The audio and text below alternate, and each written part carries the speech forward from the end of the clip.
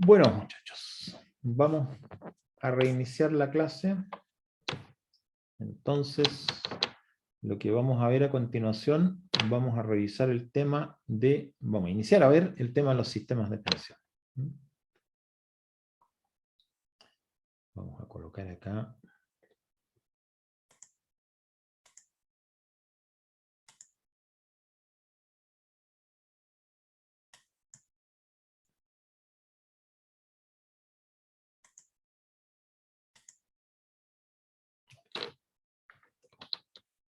Bien.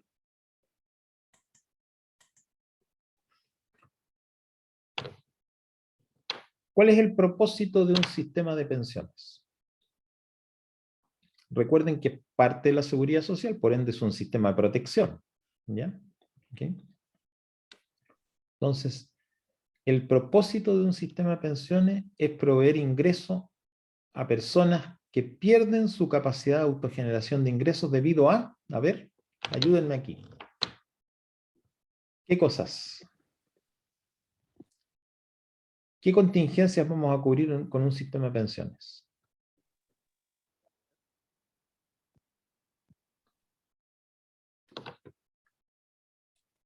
La vejez. Vejez, muy bien, perfecto, muy bien. Ahí está. La edad avanzada o vejez, ¿ok? ¿Por qué tenemos que cubrir la contingencia de la vejez? A ver, tú misma.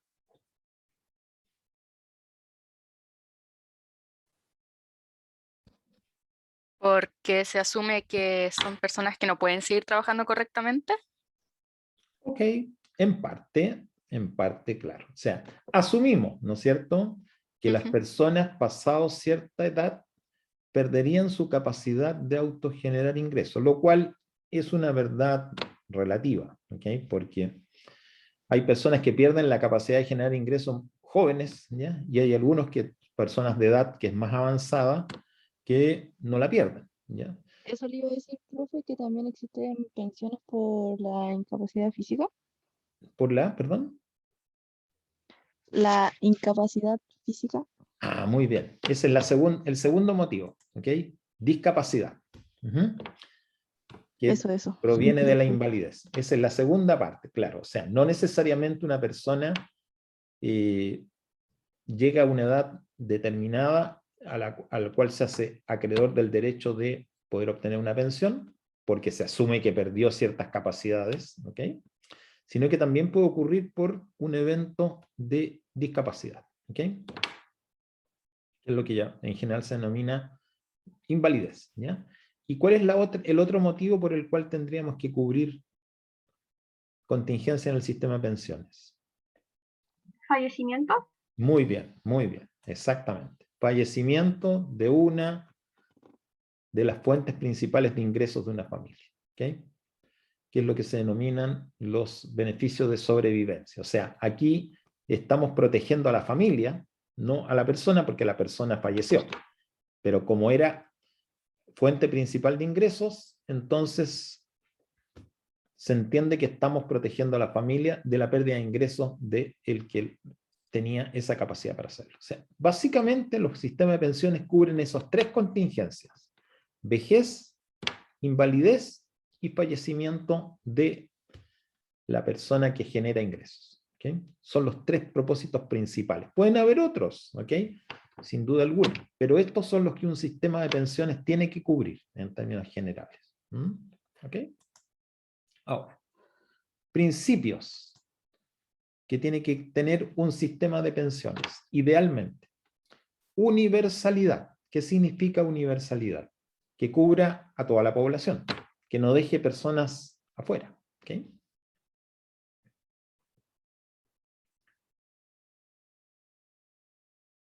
¿Cómo creen ustedes que en nuestro sistema de pensiones chileno es universal o tiene personas excluidas?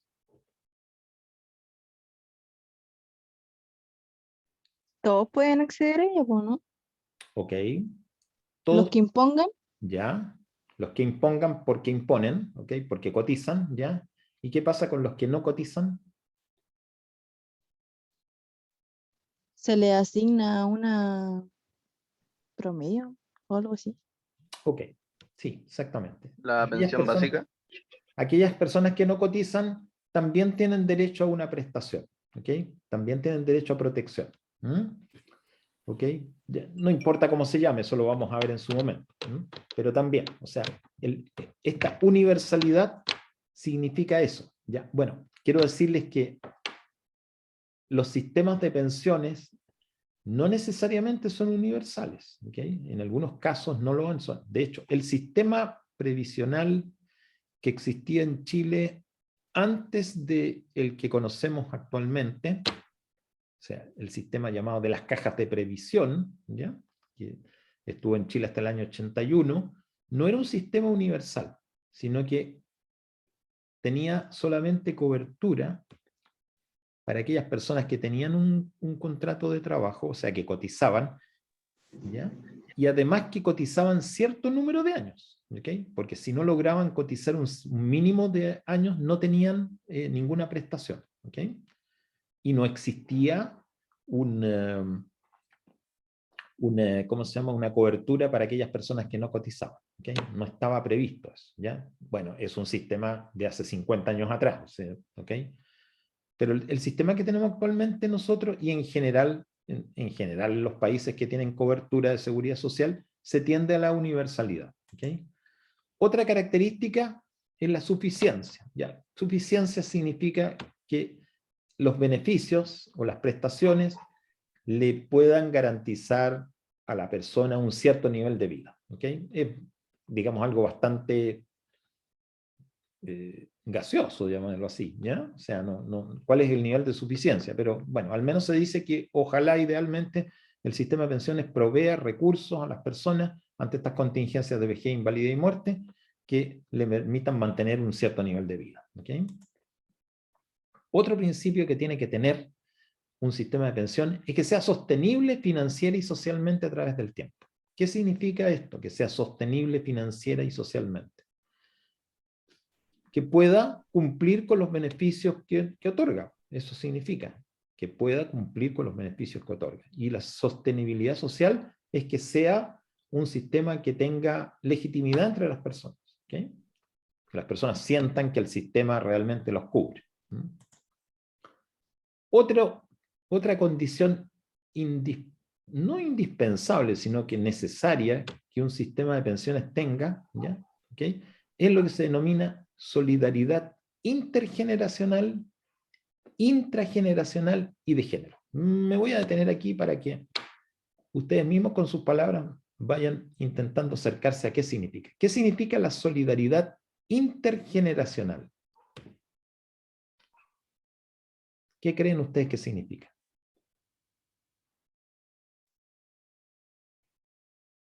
Intergeneracional. ¿Qué les dice la palabra intergeneracional?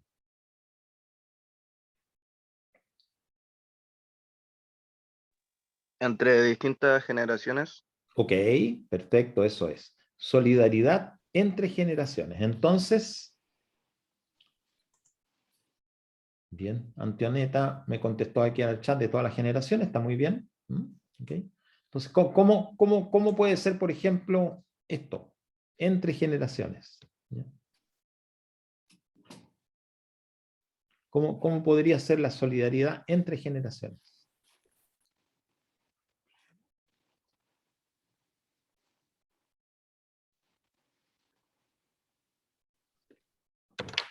Las personas más jóvenes, ¿ok?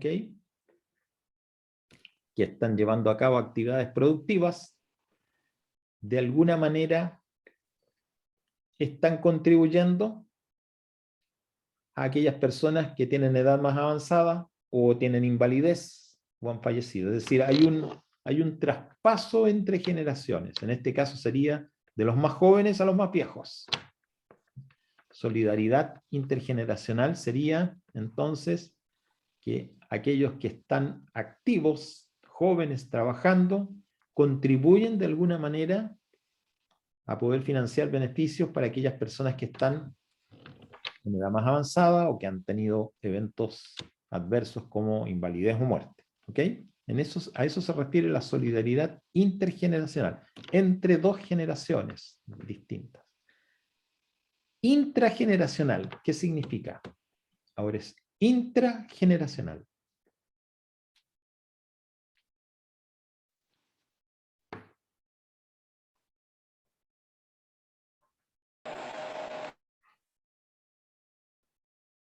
¿Qué se les imagina una solidaridad intrageneracional?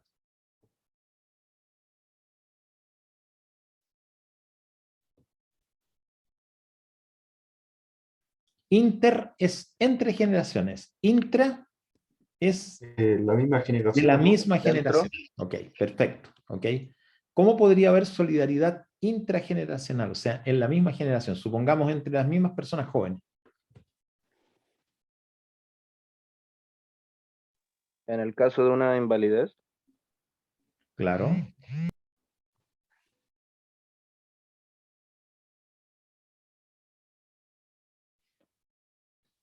La idea es de que dentro de una misma generación pueden haber personas que tienen distintas capacidades económicas, ¿ya? Algunos pueden cotizar más, otros pueden cotizar menos. ¿Ok? Entonces, la solidaridad intrageneracional tendría que ver con que hubiera un aporte, de cierta manera, algo aportan aquellas personas que tienen mayores ingresos en la generación a aquellos que tienen menores ingresos dentro de la generación. ¿Ok? De tal manera que puedan mejorar los beneficios de aquellos que tienen menor capacidad de pagarlos. ¿Ok? Un poco se refiere a eso. ¿Ok? Y solidaridad de género. ¿De qué estamos hablando?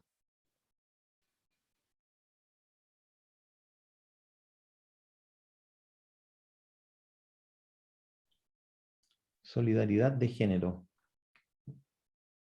¿Cuál sería el tema acá?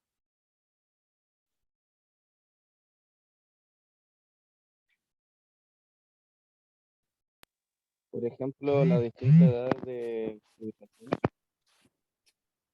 ¿Mm? Escuché, pero se interrumpió. Si quieren me pueden escribir en el chat nomás, muchachos. Si no, no importa que no lo hablen, si quieren. Solidaridad de género. Estamos hablando entre hombres y mujeres, ¿verdad? ¿Ok? Por ejemplo, el típico caso que estamos viendo de que las mujeres en general, por efectos de maternidad, solamente de maternidad, tienen en general menos periodos cotizados que los hombres. ¿Ok? En consecuencia, si uno analiza las cifras, siempre las pensiones de hombres van a ser un poco superiores a las de mujeres en promedio, ¿ok? Por este efecto. Consecuencia, cuando estamos hablando de solidaridad de género, es de que recursos que los hombres pueden cotizar puedan contribuir a reducir estas diferencias entre hombres y mujeres en términos de las pensiones a las que tienen acceso. ¿Ok? Entonces, estamos hablando de aportes de jóvenes a viejos, o de activos a pasivos, aportes de mayores ingresos a menores ingresos, intrageneracional, aportes de hombres a mujeres, solidaridad de género. A eso se refiere, como un principio. Y otro principio bien importante es que en los sistemas de pensiones participe desde el punto de vista de financiamiento, no solo los trabajadores, sino también los empleadores y el Estado. ¿Okay? Haya una participación de tres partes. ¿Okay? Veamos ahora riesgos que tienen los sistemas de pensiones, que hay que tomarlas en cuenta porque son efectos que van a suceder. ¿Por qué se producen estos riesgos? Porque nosotros hoy estamos generando recursos para muchos años después, para 30 años, 40 años posteriores. ¿Okay? Entonces, en esos 30, 40 años que van a pasar desde que una persona comienza a cotizar hasta que llega a poder recibir beneficios, pueden suceder muchas cosas. Y estos son los principales riesgos. Uno de ellos es el aumento de la expectativa de vida. ¿Okay? Significa que si miramos para atrás 40, 50 años, las expectativas de vida eran muy inferiores a las de hoy. Las personas ahora viven más, hombres y mujeres. ¿Por qué es un riesgo para el sistema el aumento de la expectativa de vida?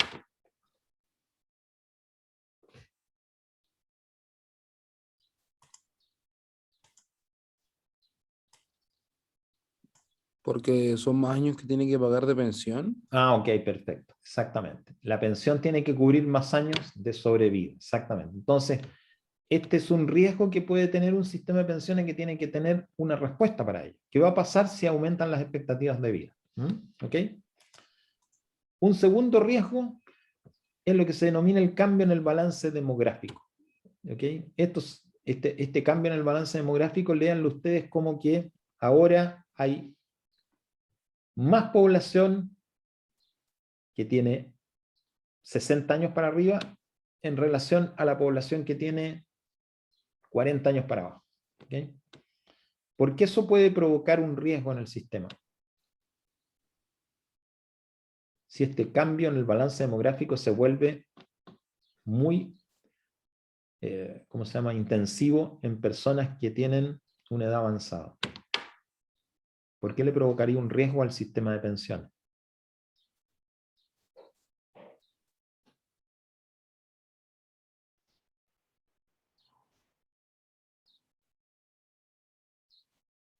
¿Mm? Porque cotizan menos. Porque, claro, porque necesitamos cubrir a más personas, ¿ya? Con menos, ¿ok? Un sistema que tiene una forma, una pirámide, ¿ya? Donde hay pocos que reciben y muchos que aportan, es un sistema muy sano. Muchos aportan para pocos. Pero ¿qué pasa si estamos al revés? La pirámide invertida, donde pocos cotizan para muchos, ¿ya? Estamos en un problema, ¿ok? Estamos en un problema serio, ¿ok? Porque efectivamente el cambio en el balance demográfico lo vuelve súper riesgoso, ¿ok? Entonces tenemos, primero que nada, si la expectativa de vida está aumentando, necesitamos más recursos. Si el balance demográfico cambia, aumentando la cantidad de personas pasivas, también estamos en un problema, ¿ok? Otro cambio que puede suceder a través del tiempo que crea un riesgo son los retornos financieros, porque los recursos que se cotizan, ¿ya?, normalmente, para que en el tiempo aumenten, necesitamos colocarlos en instrumentos financieros que tengan una rentabilidad. Si esa rentabilidad está cayendo, tenemos un problema, porque nuevamente se está generando menos recursos, ¿ok? Si sumamos que las expectativas de vida aumentan, que el balance demográfico hace que la población pasiva sea más grande ahora, ¿ok? Y además que los retornos financieros vayan cayendo, tenemos una combinación bastante explosiva en términos de que necesitamos más recursos, pero tenemos menores ingresos, ¿ok? Otro riesgo que se puede ver a largo plazo es que hayan cambios en el mercado laboral, ¿ok? Y habla también de la capacidad del trabajador de contribuir al sistema. Por ejemplo, si estamos enfrentando un tema de automatización y robotización de trabajos, es un cambio en el mercado laboral súper importante que produce de que las personas tengan probablemente que perder el trabajo, ¿okay? Y eso significa también nuevamente que tenemos una capacidad de generación de ingresos que puede mermar, ¿ya?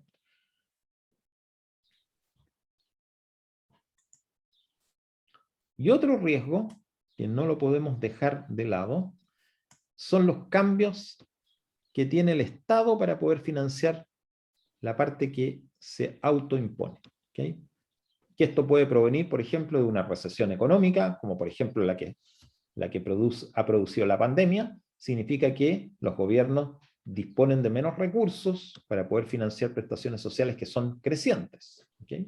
Entonces, todos estos riesgos que tienen los sistemas de pensiones se tienen que enfrentar de alguna manera, porque significa que el sistema no puede permanecer sin cambios de ningún tipo, dando las mismas prestaciones de siempre, cuando tenemos mermas en los ingresos o mermas en los retornos financieros que están afectando la capacidad de poder financiar las prestaciones tal cual se enteraron. ¿Ok? Ok. Vamos a pasar ahora a mirar los tipos de sistemas de pensiones que desde un punto de vista conceptual pueden existir. ¿Ok? Son básicamente 3. ¿Ya?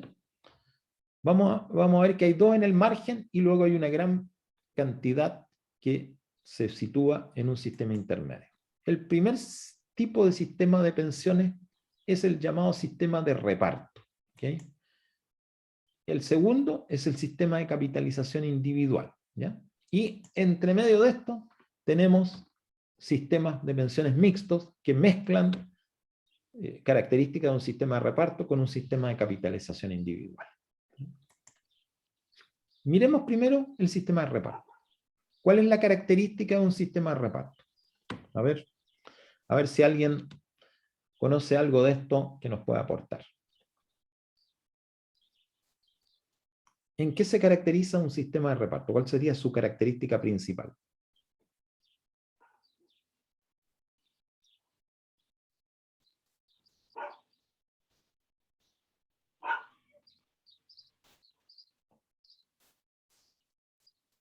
¿Alguien quiere aportar alguna idea?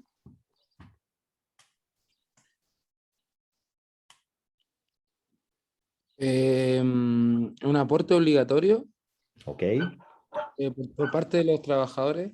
ya. El aporte obligatorio es en cualquier sistema.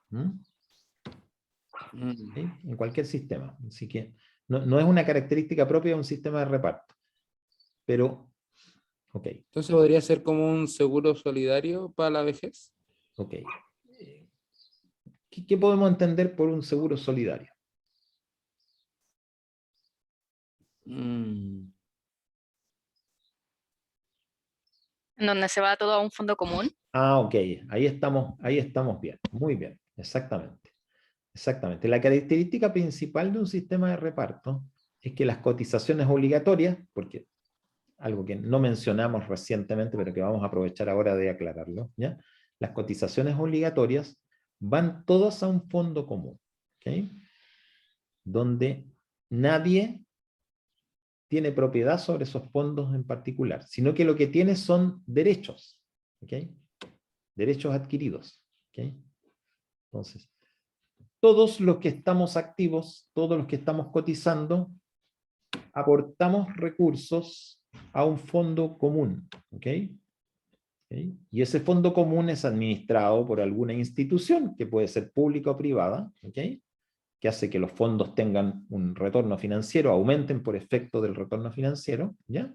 Y el reparto, por eso es la característica reparto, el reparto de estos fondos se hace en función de beneficios que están declarados, adquiridos, ¿ok? Que a la persona le van a llegar independientemente de que si ese sistema rentó más o rentó menos. Hay un derecho adquirido sobre esos recursos, ¿ok? Bien, esa es la característica principal del sistema de reparto, ¿ok? Veamos aquí algunas características. Lo primero, como hemos dicho, es que los beneficios están definidos, ¿ok? Se declara que el beneficio es la pensión de vejez, por ejemplo, será de, vamos a poner un ejemplo cualquiera, equivalente al 80% del promedio de las últimas 60 remuneraciones, ¿ok? Y podemos poner una adición, que eso va a ser posible si la persona cotizó durante, qué sé yo, 40 años, ¿ok? Y en la medida que va bajando el número de años que cotizó, va bajando la proporción de ese 80% de las últimas 60 remuneraciones. Es un ejemplo inventado el que estamos dando, ¿ok? Pero hay un derecho que está definido, ¿ok?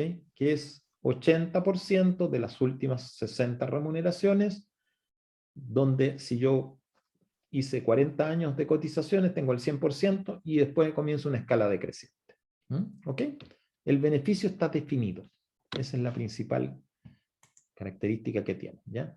¿Y cómo entonces este sistema se ajusta cuando hay riesgos de financiamiento? Cuando aumentó la expectativa de vida, cuando el mercado laboral pasó por un periodo deprimido porque hubo una recesión. Cuando el cambio demográfico hace que la población pasiva aumente mucho en relación a la activa. ¿Cómo se ajusta este sistema de reparto? ¿Okay? Se ajusta ante los riesgos mediante el financiamiento, es decir, lo que tiene que ir cambiando a través del tiempo es cómo se financia. ¿Okay? Porque si, por ejemplo, la expectativa de vida aumentó, y ustedes ya me lo comentaban, eso significa que tenemos que cubrir más años de pensión, que requiere más recursos, significa que tengo que aumentar el financiamiento. ¿Y cómo puedo aumentar el financiamiento? ¿Ok? Lo puedo aumentar, por ejemplo, vía aumentar el porcentaje de cotización. Lo puedo aumentar elevando el requisito de edad para pensionarse. O lo puedo aumentar mediante inyectarle más recursos vía impuestos al sistema. ¿Ok? O una combinación de todos. Pero en un sistema de reparto lo que se ajusta es el financiamiento. Los beneficios están ya definidos. ¿Okay? A menos que los cambien, por supuesto. Entonces, una manera gráfica de ver este sistema, hice un cambio ahí que no corresponde. Una forma gráfica de ver el sistema es este monito que estamos mirando allí, ¿ok?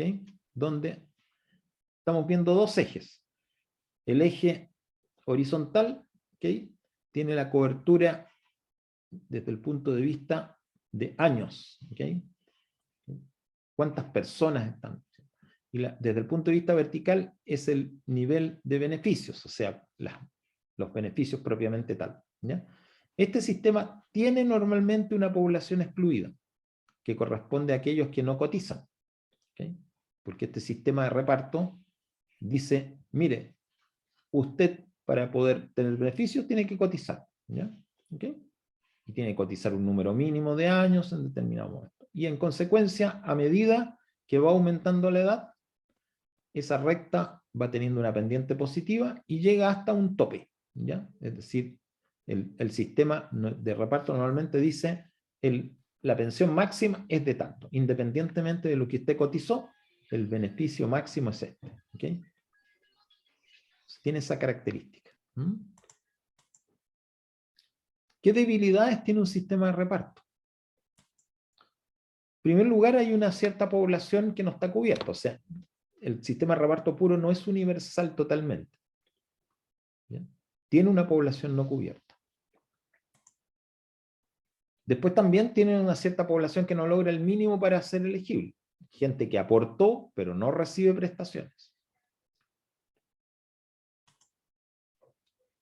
Este es un tema no menor, que hay ciertos incentivos a subcotizar al inicio de la trayectoria laboral.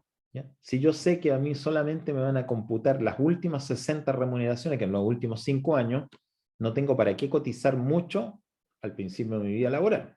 ¿Ya? Entonces hay una cierta tendencia a bajar la cotización porque me van a tomar solamente los últimos años. ¿Okay?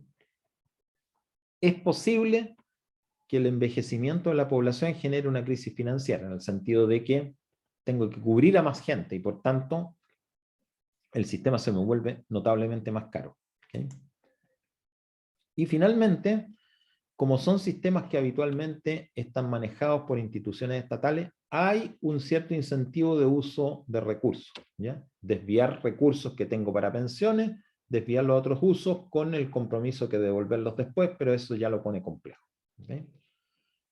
Entonces, estas son las principales debilidades que se capturan en un sistema de reparto en términos de, si uno mira la historia, ¿okay? Son cosas que han sucedido constantemente.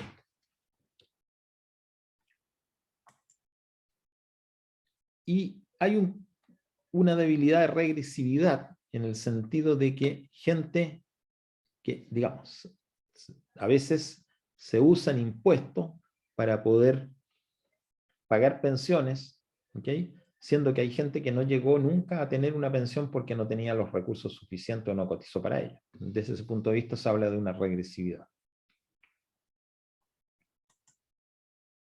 El siguiente sistema, en el otro eje es el sistema de capitalización individual. ¿Por qué se le denomina sistema de capitalización individual? Porque este es un sistema en el cual cada persona cotiza para su propia pensión. ¿Okay? Entonces, es el sistema que, digamos, puro, ¿ya? Puro, no es exactamente así el sistema chileno, no es tan puro como este, pero el sistema de capitalización individual es la característica más relevante del sistema del DL 3500, ¿ok? En el cual cada uno cotiza para su propia pensión creando un fondo individual.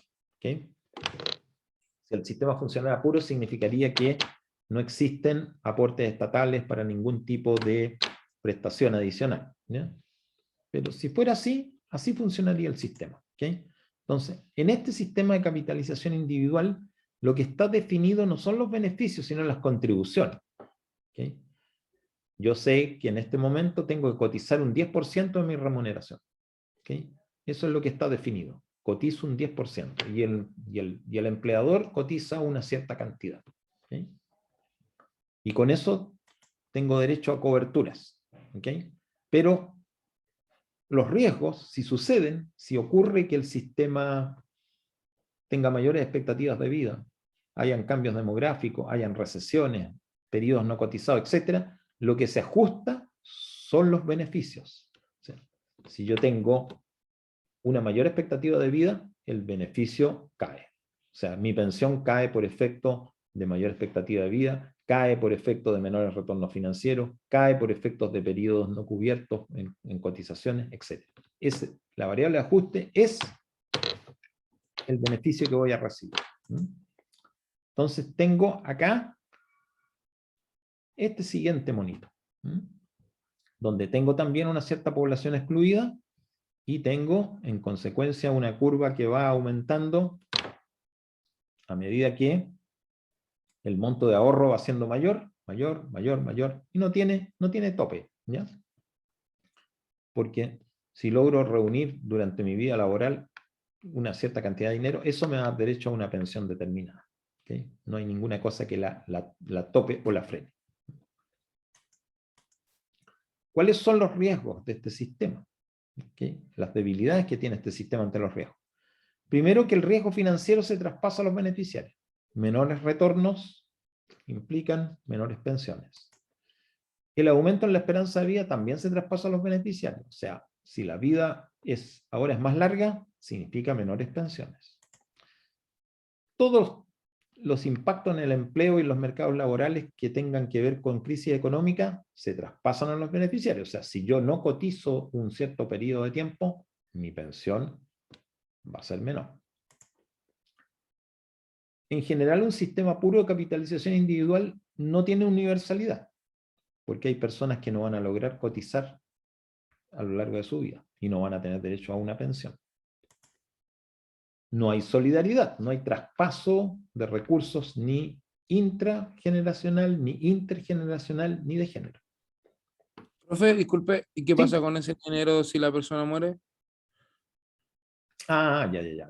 Si la persona muere, existe un seguro de vida. ¿Ok? O sea, cuando tú estás cotizando en una institución previsional, ¿ok? Ya sea que estés en un sistema de reparto o en un sistema de capitalización individual o en uno mixto, ¿ok? Siempre hay una cobertura de fallecimiento, que la estás pagando en la cotización, ¿ok? Ya sea que esté definido como un derecho, el beneficio en un sistema de reparto, o estés sometido a cuál es el tipo de cotización que has logrado reunir, tú tienes derecho a un seguro de vida. En los hechos prácticos en Chile, se cotiza por un seguro de vida. El que cotiza por el seguro de vida y de invalidez en conjunto, las dos cosas, es el empleador. O sea, a uno no le descuentan de la remuneración este seguro, esta cotización al seguro de vida y de invalidez, sino que la paga el empleador en la empresa. ¿Okay? ¿Y eso qué significa? Que si fallece una persona, este seguro opera. ¿Y cómo opera? En términos súper sencillos, ¿ya? Opera completando la cantidad de dinero que habrías logrado tú a través de tu vida laboral, ¿okay? En base al promedio que acumulaste antes. ¿sí? Eso en términos muy sencillos. O sea, si yo llevo 10 años trabajando, ¿ok? Y tengo, pongamos, 35 años de edad y tengo 10 años trabajando, el seguro de vida me tiene que cubrir entre los 35 y los 65, me tiene que cubrir 30 años. Bueno, pero ¿qué cantidad me va a cubrir? Me va a cubrir un porcentaje equivalente al promedio que yo tenía ya acumulado. Es decir, si yo más o menos tenía un promedio de remuneraciones de 500.000 pesos y sobre esos 500.000 pesos estaba cotizando, en base a eso me va a cubrir, ¿ya? Pero no me va a dar el 100% efectivamente, sino un porcentaje de esa cantidad que está definida en la ley. Pero tengo una pensión, que en este caso se llama de sobrevivencia, que no la toma la persona que falleció por razones obras, sino que la toma la familia. ¿Quién tiene derecho? La cónyuge, los hijos, básicamente. ¿Okay? De esa Pero manera, sí o sí esa plata o ese seguro, perdón, lo paga el empleador, no el sí, empleado. por la No se ley, le hace descuento al empleado. claro, por ley, el aporte que se llama SISA, se llama SIS, ¿ya? El aporte SIS, que significa sobrevivencia e invalidez, ¿ya? Seguro, invalidez y sobrevivencia, por eso es SIS, seguro, S, invalidez y sobrevivencia, S. El SIS lo paga el empleador, ¿ya? Ya lo vamos a ver en su momento, en la próxima clase vamos a ver ese tema, pero le adelanto que ese SIS es un seguro que está contratado a nivel de la administradora de fondo de pensión con compañías de seguro y es el mismo que debe pagarse por cualquier persona. O sea, todos los trabajadores se les aporta un porcentaje igual de su remuneración imponible. Y eso lo aporta el empleador, no el trabajador.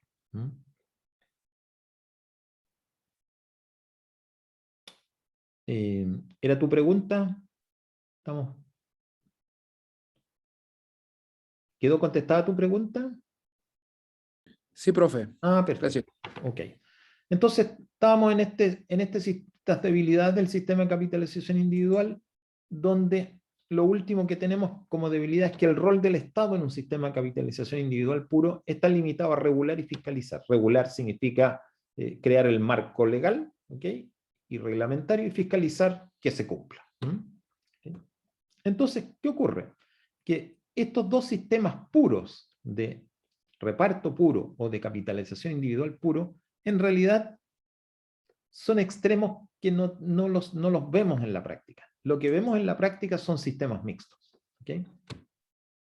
Con mayor o menor cercanía a un sistema de reparto o con mayor cercanía a un sistema de capitalización individual, pero sí encontramos mezclas, ¿ya? Mezclas, porque evidentemente un sistema mixto lo que tiende es a poder generar lo mejor de ambos sistemas, ¿okay? Bien. Normalmente en un sistema mixto vamos a encontrar que hay un componente no contributivo, o sea, hay una parte del sistema de pensiones que favorece a personas que no pagan cotizaciones, y es lo que se denomina en general un piso de protección social, ¿okay? O podríamos llamarlo una pensión mínima, ¿ya? O una pensión garantizada, ¿okay? Más un componente contributivo, o sea, donde las personas contribuyen, y que puede ser de reparto, o puede ser de capitalización individual, o puede ser de ambos a la vez. ¿Okay? Y también existe un componente complementario, que es voluntario, que eso sí es de capitalización individual, porque es como decir, yo, aparte de mi obligación de cotizar X porcentaje, cotizo más. Entonces, evidentemente, es mío. ¿Okay? Pero el sistema mezcla estas tres partes. ¿Ya? Considera estas tres partes, un sistema mixto tiene que tener estas tres partes en determinadas condiciones. ¿Okay? Y nos generamos una condición como la que estamos viendo. Entonces, ¿qué tenemos? Que esta pensión universal o pensión garantizada o pensión mínima está cubriendo a toda la población. ¿Okay? Ahora, ¿dónde puede estar el problema? Evidentemente, ese Estado no tenga las condiciones económicas como para dar una pensión universal que sea importante. ¿Ya? ¿Okay? Puede ser una pensión universal de muy bajo monto, porque eso es lo que se puede financiar. ¿Okay? Bien, pero al menos la da, ¿ok? De ahí para adelante, entonces tenemos una contribución obligatoria que permite esta escalerita que a medida que vamos teniendo mayores ingresos, tenemos mayores condiciones de poder mejorar el beneficio, ¿ok? Y sobre este beneficio que nos da esta contribución obligatoria, tenemos estos regímenes complementarios o de ahorro voluntario que permiten que mi pensión sea mucho más alta, ¿ok? Entonces, ¿cómo podemos mirarlo esto si lo miramos un poco a la luz del sistema chileno? ¿Ya? Aquí está. Este piso de protección social no contributivo o pensión universal, ¿ok? Está dado, no exactamente como pensión universal, está dado por estas pensiones básicas, ¿ya? Solidarias que se llaman, ¿ok? Que permiten que aquella persona que no cotizó nunca en su vida o que no logró una pensión de determinado monto, tiene un derecho a una pensión que no puede ser menos de cierta cantidad, ¿ok? ¿Por qué no es universal? Porque el sistema chileno actualmente solamente permite que esta pensión mínima garantizada, que se llama pensión básica, ¿ya? ¿Okay? Solidaria, le llegue al 60% de la población más vulnerable. No está extendida al 100%. ¿Okay? No, entonces, no es universal. ¿Okay? Es 60% nomás. ¿Ya? ¿Okay? Luego, ¿qué pasa con la cotización obligatoria? La cotización obligatoria es de capitalización individual. Es la única posibilidad que tiene una persona es cotizar en una administradora de fondos de pensiones actualmente, ¿ok? Y eso significa que es un sistema de capitalización individual porque los recursos obligatorios van a una cuenta personal, ¿ok? Y aparte de eso, existe un régimen complementario voluntario, existe un régimen adicional, que son los denominados ahorro provisional voluntario, que la persona, y también cuentas voluntarias, que la persona puede cotizar adicionalmente a lo obligatorio y puede usarlo para mejorar su pensión en el futuro. O no, digamos, tiene esa opción también. Entonces, ¿dónde están actualmente las grandes discusiones? ¿Okay? Y en general, si uno mira ya las distintas propuestas de los distintos sectores políticos en Chile, ¿okay? Están por un sistema mixto. Ningún sector está por un sistema de reparto puro o por un sistema de capitalización puro. Está fuera de eso. Entonces, ¿dónde están las discusiones, básicamente? Primero en la pensión universal. ¿Ok? ¿Okay? Vamos a encontrar que en general lo que se pretende a futuro, ¿ya? Es que esta pensión universal tenga mayor cobertura. ¿Ok? Que pase del 60 al 80%, o que pase al 100% de la población. En eso podría estar. ¿Cuál es el problema? Y que mejore de nivel, ¿ya? Podemos encontrar que hay quienes dicen que esta pensión universal debería ser equivalente al salario mínimo, digamos, acercarse al salario mínimo, ¿ok? Entonces tenemos estos dos ejes, que es mejorar el monto, acercándose al salario mínimo, ¿ok? Y que sea para todos, o casi todos. Pero, ¿cuál es el problema de estos dos ejes? De mejorar la pensión universal desde el punto de vista de cobertura y desde el punto de vista de monto. ¿Cuál es el problema? Piensen como economistas, muchachos. Un minuto.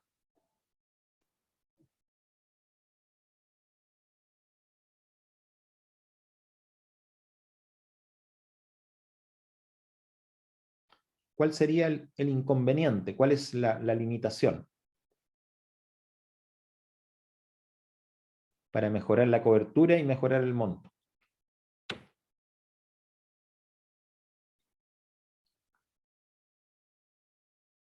Recuerden que estamos hablando del componente no contributivo.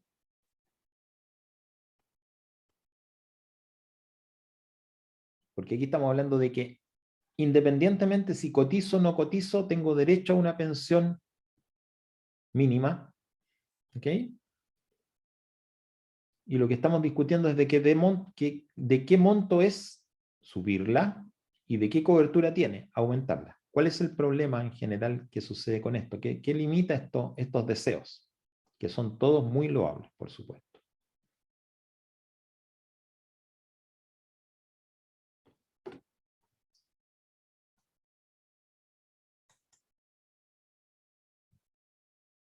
ver, ¿tenemos alguna opinión? ¿Tenemos alguna idea al respecto?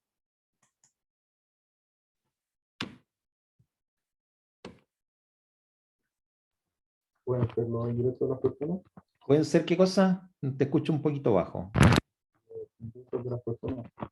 No te alcanzo a escuchar, lamentablemente. No. No sé si me dijiste algo del ingreso de las personas. ¿Eso me dijiste? Ah, sí, ok. Cristóbal, sí, el ingreso de las personas tiene que ver, ¿ya? Pero no mucho, porque este es el componente no contributivo. Es la parte que no importa si cotizas o no. ¿Ok? Por ende, si es el componente no contributivo, ¿quién lo financia? ¿Quién financia el componente no contributivo de un sistema?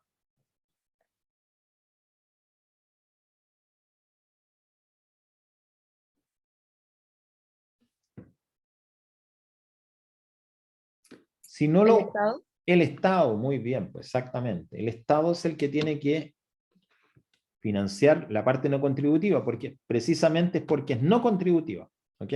Bueno, ¿y cómo el Estado puede financiar estas prestaciones entonces? Aumentando la pensión y dándole mayor cobertura. Es decir, pongámoslo en el ejemplo, que la pensión mínima fuera, como es el sueldo mínimo, 326.000 pesos. ¿Ok? Estamos hablando que hoy día las pensiones básicas solidarias son de aproximadamente 170.000 pesos, ¿ok? Y las queremos llegar a 326.000 pesos, o sea, estamos hablando de casi duplicarlas. Y además que no sean solamente para el 60% de la población, sino que para el 100%. ¿Qué es lo que se requiere? ¿Aumentar los impuestos? No sé, eso es lo que pienso yo. Claro, tendrías que aumentar la recaudación tributaria para poder encontrar el financiamiento, ¿ya? ¿Ok? Y el punto de aumentar la recaudación tributaria no es más allá de las palabras, significa que reducir el poder adquisitivo de las personas. ¿Ok? ¿Ok? ¿De quiénes? ¿Ya? ¿De quiénes? Entonces, estamos ahí ante un problema, ¿ok? De volumen de recursos, o sea, ¿cuántos recursos adicionales significa aumentar las pensiones a ese nivel y hacerlas universales? Y eso significaría que tendríamos que tener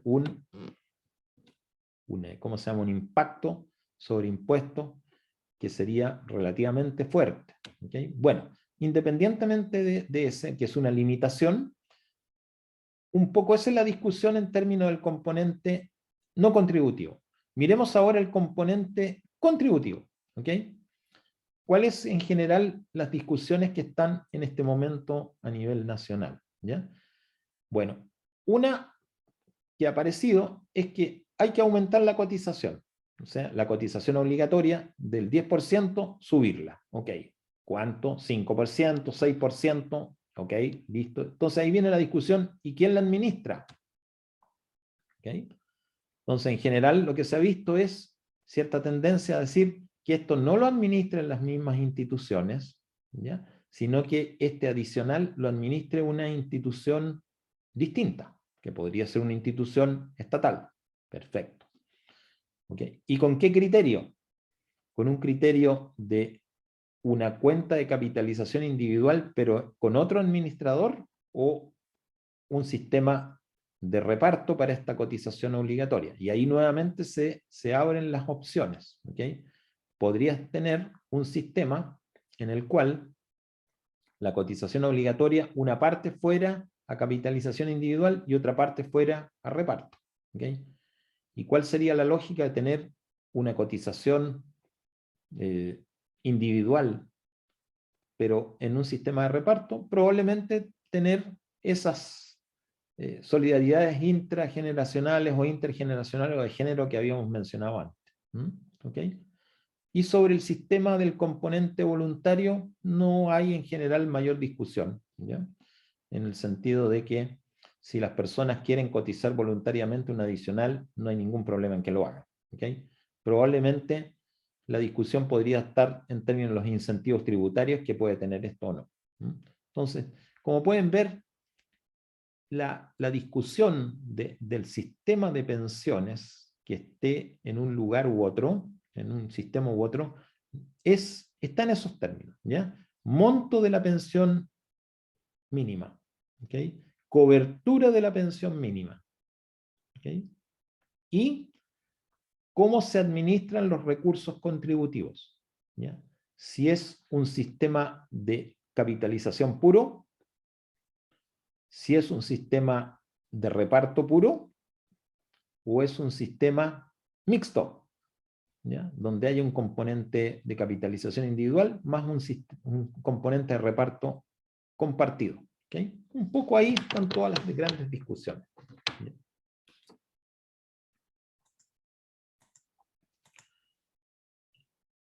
Hay un concepto que no sé si ustedes alguna vez lo han escuchado, al menos, ¿ya?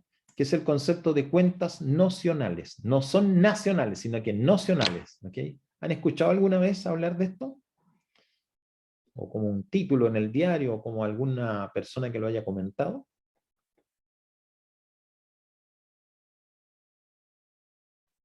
¿A alguien le suena algo esto? ¿Cuentas nocionales? Aparentemente no. ¿Ok? Ok. Ya, ok. Esto ha salido un poco en la discusión del futuro del sistema de pensiones chileno. ¿Ya? Este concepto de las cuentas nocionales es un concepto bien interesante, ¿ya? Un poquito creativo, digamos, llamémoslo así, ¿ya? Que significa que la cuenta nocional es un registro virtual, ¿ya? En el fondo. Lo que está haciendo es que los recursos que se están cotizando no van a una cuenta individual que me implica propiedad, ¿ya? ¿Ok? Sino que van a un fondo de reparto. Pero, para poder reconocer cuánto uno ha contribuido, le crean esta cuenta virtual donde le están registrando cuánto ha cotizado, ¿ya? Y cuánto recibe como retorno financiero. ¿Ok? Pero es una cuenta virtual, porque yo no tengo ningún derecho de poder retirar esos fondos, ni de poder usarlos para mí, ¿ok? Porque no son míos, son de todos, pero tengo una cuenta virtual a mi nombre, donde me van registrando cuánto yo aporté, ¿ok? Y la otra característica interesante es que la rentabilidad no es la rentabilidad real que el mercado me da, sino que es una rentabilidad que previamente se ha definido que dé, ¿ok? Que puede estar vinculada a alguna variable económica, ¿ok? Entonces, ¿qué pasa con las cuentas nocionales? Las cotizaciones son propiedad del sistema, ¿ok? No de uno, ¿ok? Pero se utilizan para pagar obligaciones respecto a los afiliados que van jubilando, ¿ok? Y entonces, finalmente tenemos que hay una contribución definida, ¿ok? Que es el porcentaje de cotización obligatoria, pero el financiamiento sigue siendo de un esquema de reparto, porque en esta cuenta yo tengo un registro de lo que aporto y su rentabilidad, pero no es mío, en los hechos prácticos. Es un sistema que se ha usado en algunas partes del mundo y que aquí en Chile en la discusión del sistema de pensión futuro se ha tocado como una opción. ¿Okay? Algunos desafíos que tiene el sistema. Básicamente, yo coloqué dos acá. Desafíos que tiene cualquier sistema que se establezca, el que quieran, ¿ya? Un gran desafío que tiene el sistema de pensión en Chile es qué pasa con los trabajadores independientes. ¿Cómo podemos incentivar a que coticen? ¿Okay? Porque estas personas llevan a cabo actividades, capturan ingresos, pero por su misma característica de trabajador independiente, no se les puede establecer una obligación a priori de cotizar una cierta cantidad que se les pueda retener, ¿okay? Como es una persona que trabaja en una empresa. ¿Okay? En consecuencia, tenemos una masa importante de trabajadores que van a tener beneficios capturados en el futuro, pero que no están contribuyendo a eso. ¿Okay? Entonces, es un gran desafío incentivar a que coticen. Y luego, el otro gran desafío que tiene cualquier sistema que podamos establecer a futuro en términos de pensiones es cómo sostenerlo en el tiempo sin que se tenga que reducir los beneficios. ¿Okay? Es decir, que enfrente todos estos riesgos de expectativa de vida más alta, que tenga que ver con el tema de los retornos financieros, etc. Aprovecho de dos cosas, ¿ya? De contestar una pregunta que me hacía Andrés Rojas, ¿okay? Que pregunta si le puedo explicar el shock de empleo. ¿Okay? Bien. Se denomina shock de empleo a un golpe, por eso es un shock, un golpe, un efecto adverso que sucede en el empleo por alguna razón. ¿Okay? Y que crea, en consecuencia, un impacto en el sistema de pensiones porque las personas cuando están desempleadas cotizan menos. ¿Okay? Sin perder beneficios, cotizan menos simplemente. Entonces, el shock de empleo es un efecto adverso sobre el mercado laboral, como el que sucedió con la pandemia, cuando se estableció las cuarentenas, que las personas no se podían desplazar libremente por la ciudad, muchos empleos simplemente murieron. ¿Okay? Ahí tenemos un shock de empleo. El desempleo en Chile subió fuertemente y también subió fuertemente la participación laboral. Cayó notablemente la participación laboral. Y eso, desde el punto de vista del sistema de pensiones, tiene un impacto, porque son recursos que se dejan de percibir. Y significa, en términos del sistema actual que tenemos, que las pensiones empiezan a caer. ¿Okay? Porque se está ahorrando menos para esa pensión con la lógica de un sistema de capitalización individual. Y eso significa que el Estado de Chile a futuro tiene que hacerse cargo de más pensiones mínimas que las que tenía probablemente previsto, porque el shock de empleo hizo de que muchas personas no alcancen el mínimo para tener una pensión autofinanciada, sino que tengan que hacer uso de este pilar no contributivo. ¿Okay? Entonces, tiene un efecto para las personas, menores pensiones, y tiene un efecto para el Estado de tener que cubrir más pensiones mínimas en el futuro. Ese es el riesgo que estábamos mostrando. Y lo otro que es importante dejar claro es por qué un sistema de pensiones tiene que tener cotizaciones obligatorias. Quisiera que me ayudaran ustedes a poder racionalizar el por qué. A ver, ¿por qué piensan ustedes que un sistema de pensiones tiene que tener cotizaciones obligatorias?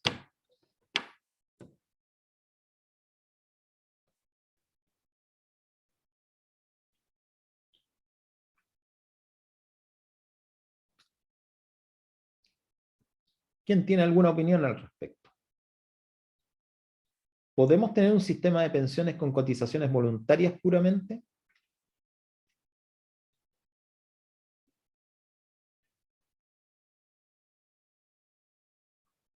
¿Por qué tienen que ser obligatorias, muchachos? A ver.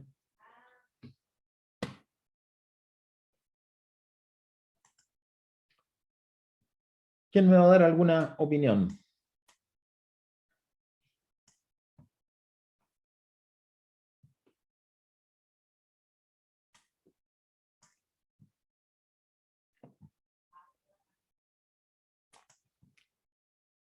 No puede ser, nadie ha querido dar una opinión al respecto. ¿Por qué tiene que ser obligatorio un sistema de cotizaciones de pensiones?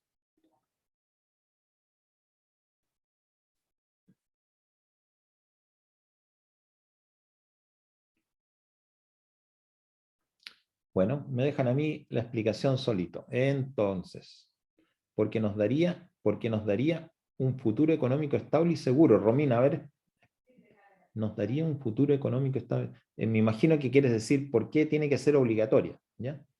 Mira, gracias por la participación, ¿ok?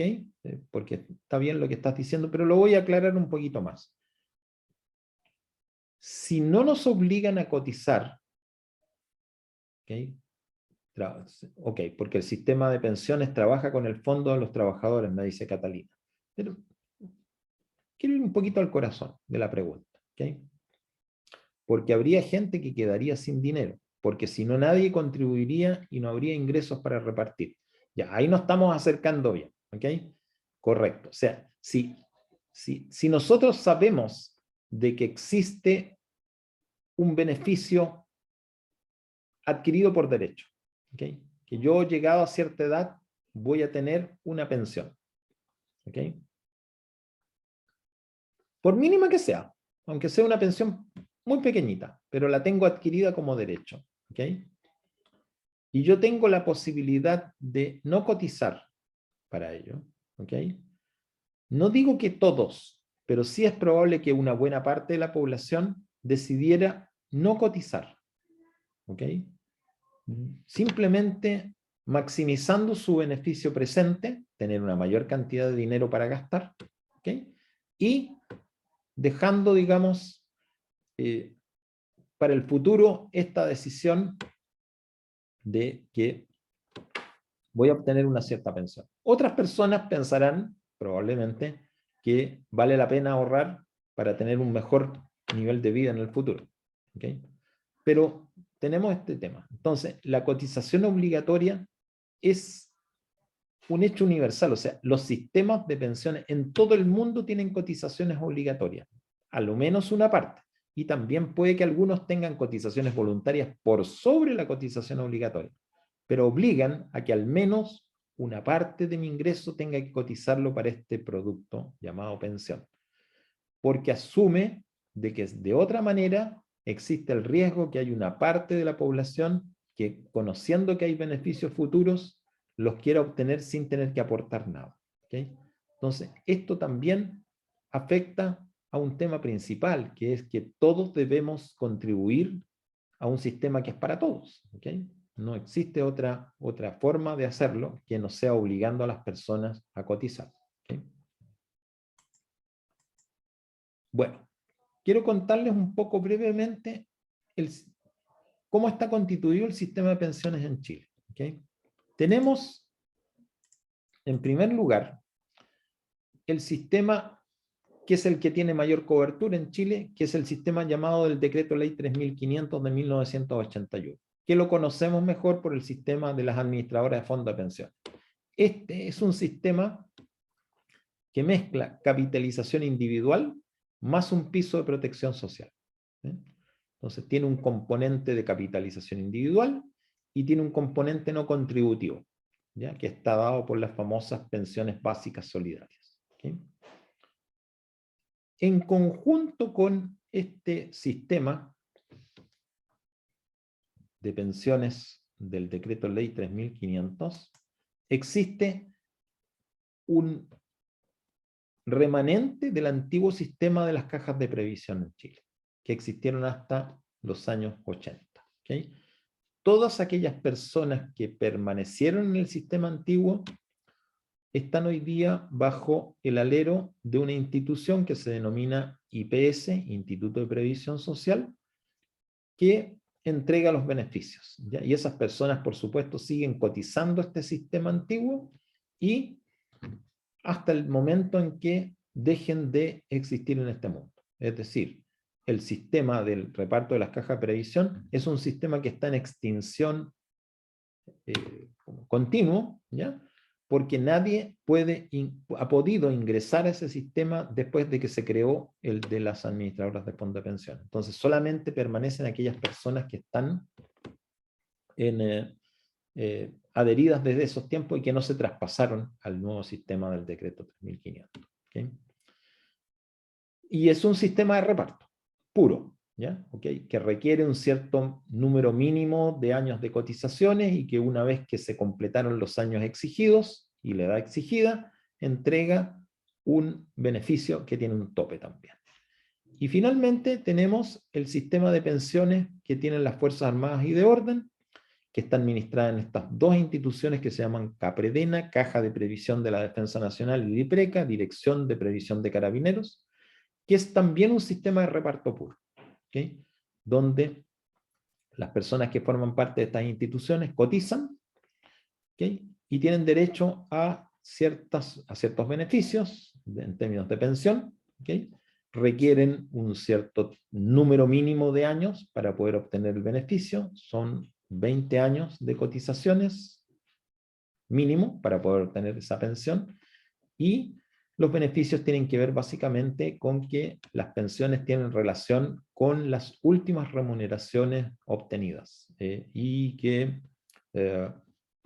simultáneamente con esto, pueden, digamos, bajo ciertas condiciones, volver a obtener una pensión, un mejoramiento de la pensión en la medida que tienen una actividad posterior al momento de pensionarse. ¿Ya? Vamos a revisar estos tres sistemas, ¿ya? Principalmente nos vamos a enfocar al del decreto 3500, pero vamos a mirar algo del sistema de reparto y el de las pensiones de las Fuerzas Armadas en la próxima clase. Pero estos tres sistemas conviven en Chile actualmente.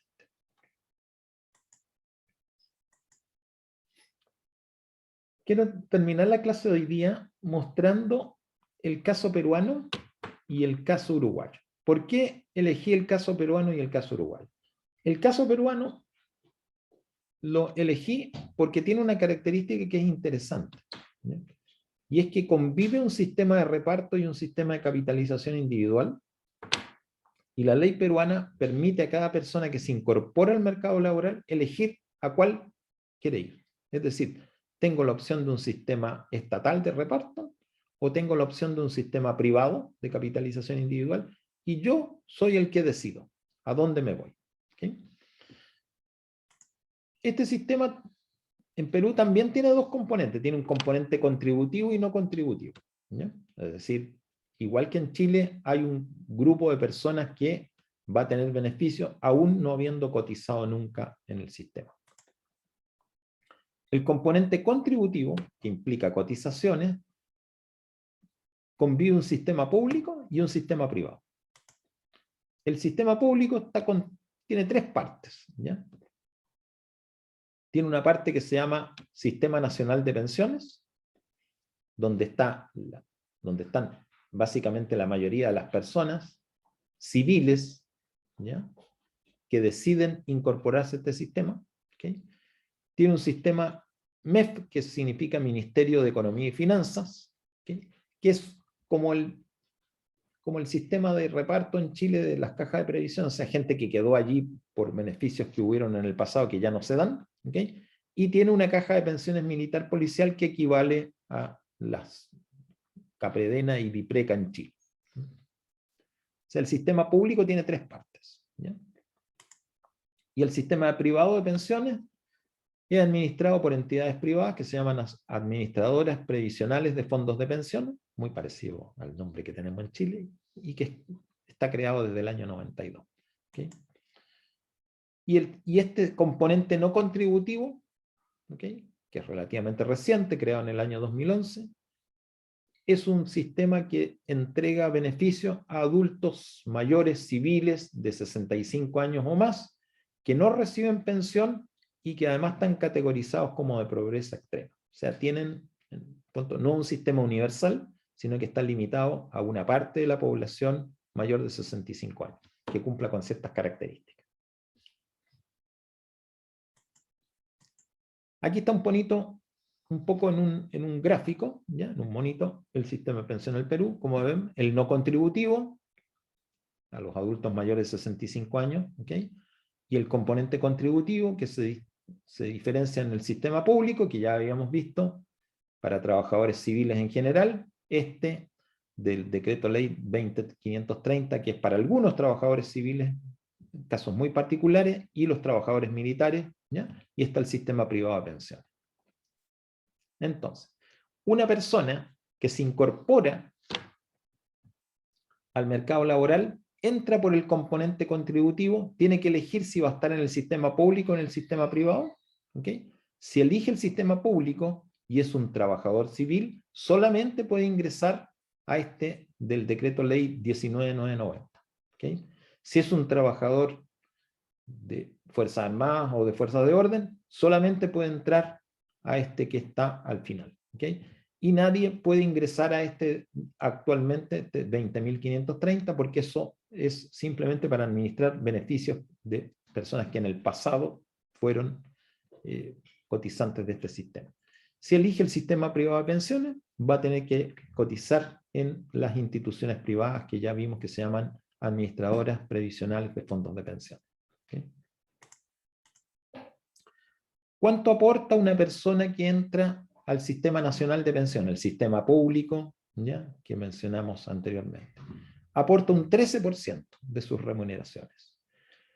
Tiene derecho a jubilar a los 65 años, pero tiene que tener un mínimo de 20 años de aporte. ¿Okay? Si no los tiene, no tiene derecho. ¿Okay?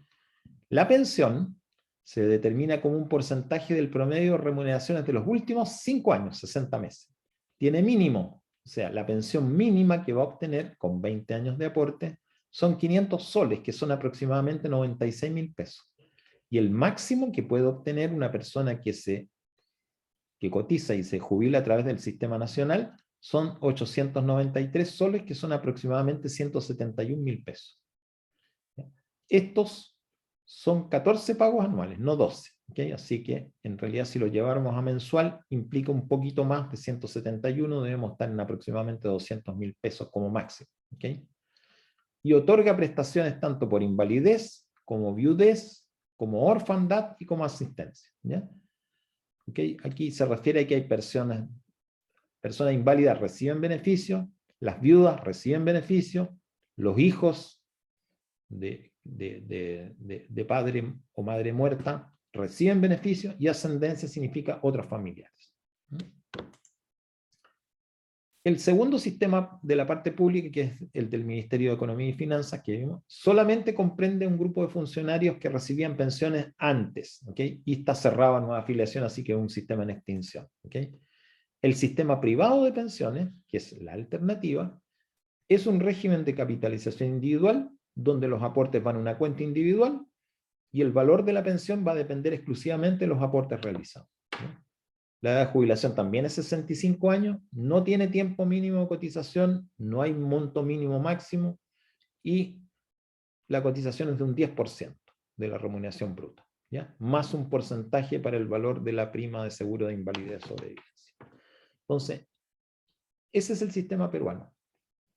En el fondo, cada persona elige a qué sistema quiere ir, ¿ya? ¿Okay? Conociendo previamente que en el sistema público existen ciertas reglas, ciertos beneficios que están adquiridos, que tienen montos determinados, y en el sistema privado que su pensión va a estar determinada por cuánto ahorra. Ese es el sistema peruano. ¿Algún comentario? ¿Qué les parece ese sistema?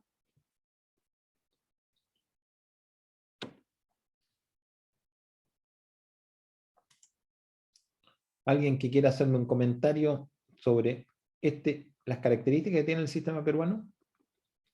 Por ejemplo, en relación al sistema chileno.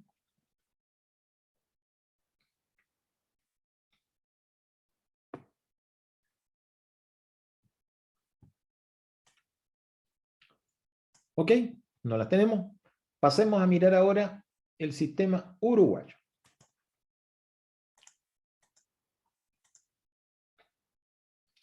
Aquí se me pasó algo que ya lo habíamos dicho ya. Incorporación a este sistema. ¿Okay? Dentro del sistema privado, el afiliado puede traspasarse dentro de las administradoras privadas. ¿Ya? Actualmente operan 4. ¿Ya? Esto es lo que hay.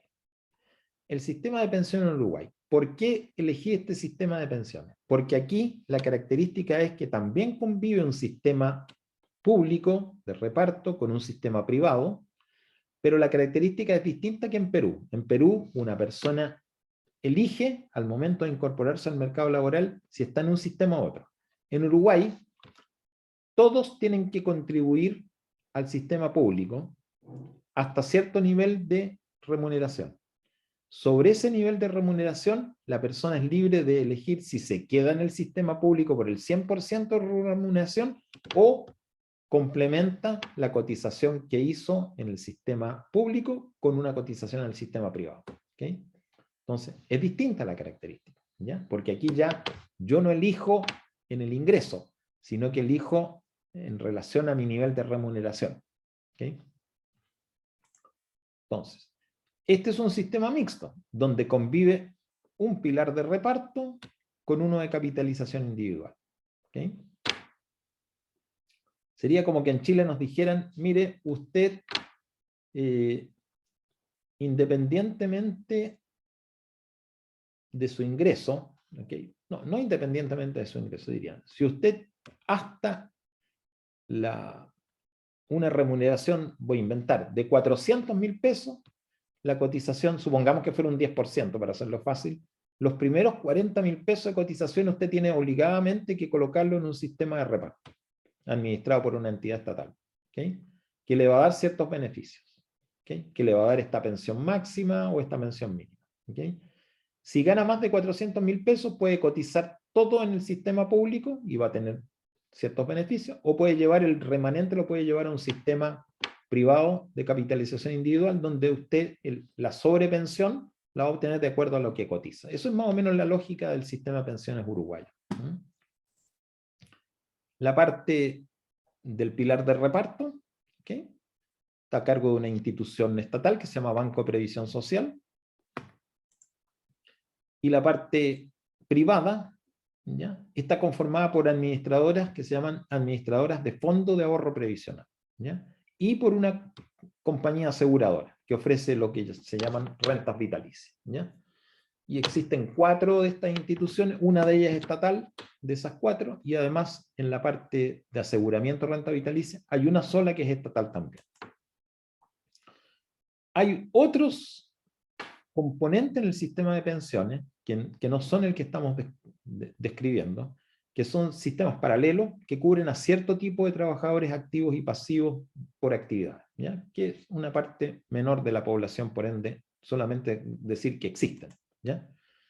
Pero todos los que no están en estos subsistemas especiales tienen necesariamente que cotizar en el sistema de reparto, independientemente de su nivel de ingreso, mientras que la cotización a algunas de estas administradoras puede ser voluntaria o obligatoria dependiendo de la situación económica de ingreso del trabajador, ¿okay? Como hemos dicho, todos tienen que cotizar obligatoriamente en el sistema de reparto hasta cierto monto, ¿ya? Sobre ese cierto monto pueden elegir quedarse en el sistema de reparto o cotizar en estas administradoras de fondos de ahorro previsional.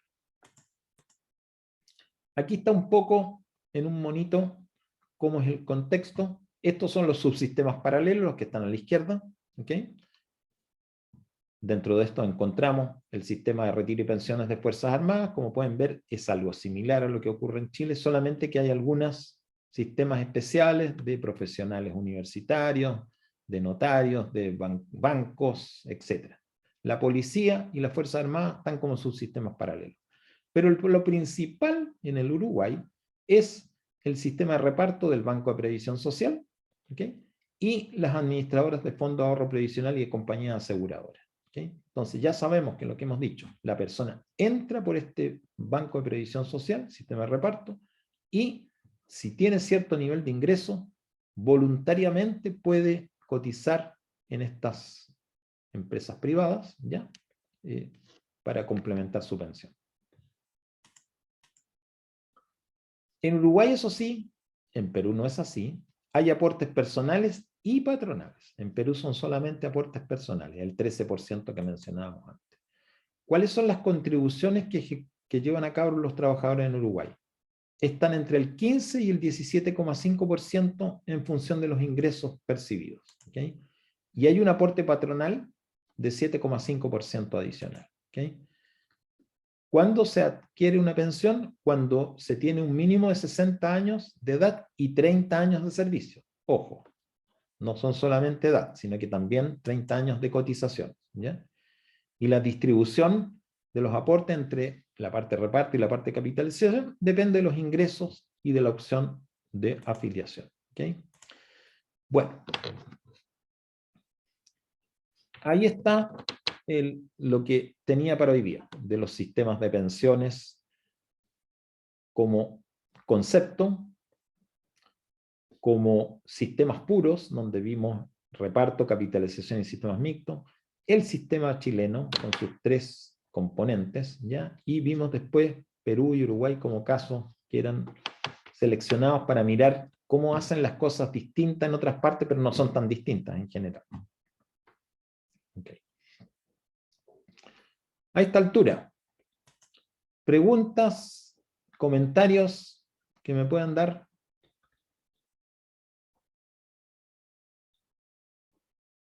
Si no es así, si no tenemos ninguna, quiero pedirles que me contesten una pequeña encuesta, que idealmente la vamos a hacer en todas las clases, ¿ok?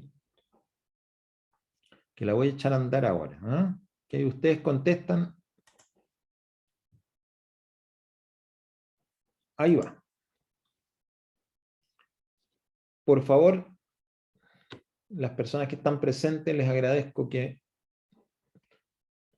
contesten esta encuesta que tiene, para mí tiene el objeto de poder darme cuenta qué tal lo estoy haciendo.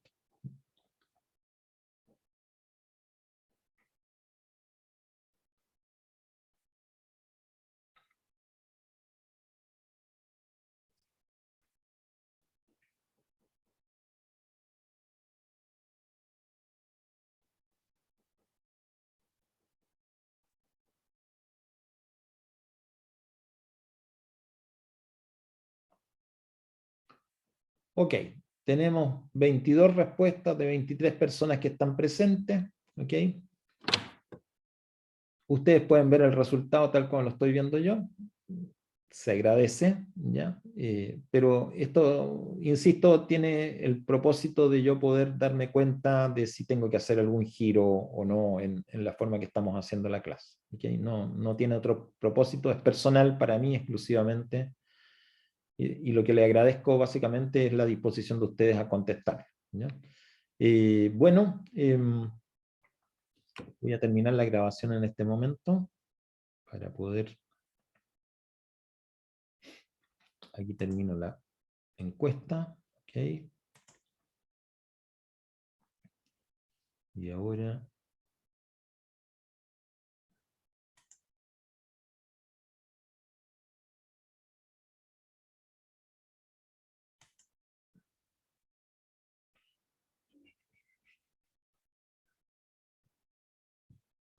Vamos a sacar esto. Ahí acabamos. Y ahora terminamos la grabación.